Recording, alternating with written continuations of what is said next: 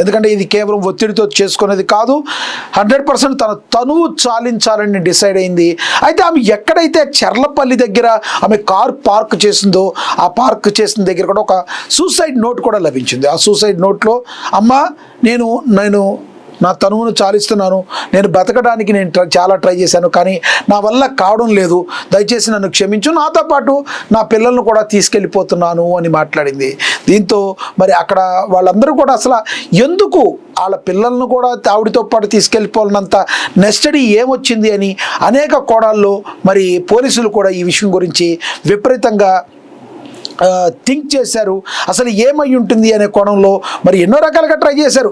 అసలు ఆమె రైల్వే స్టేషన్కి వెళ్ళిన దగ్గర నుంచి ఆమె వెళ్ళిన తీరు, వాళ్ళు పిల్లల్ని హాస్టల్ దగ్గరికి వెళ్ళి ఆ ఇద్దరు పిల్లల్ని విడివిడిగా వెళ్ళి ఎక్కించుకున్న తీరు, హాస్టల్లో కారులో ఎక్కించుకున్న తీరు, ఆ కారు పార్క్ చేయడం, ఎక్కడా కూడా ఏ అనుమానాలు రావటంలా, ఎంత లీడ్ కూడా పోలీసులకు దొరకల. కానీ ఆఖరికి కేవలం ఆమె ల్యాప్టాప్ ఫోన్ ద్వారా ఒక అగంతక వ్యక్తితో ఆమె మాట్లాడినట్టుగా పోలీసులు నిర్ధారించినట్టుగా తెలుస్తుంది. అంత వ్యక్తి ఎవరో మరి కాసేపట్లో పోలీసులు రివీల్ చేయనున్నారు. ఇది సెన్సేషనల్ క్రియేట్ చేయబోతుందని చెప్పి కూడా ఇప్పుడు మరి విశ్వసనీయ వర్గాల సమాచారం ప్రకారం అందుతుంది.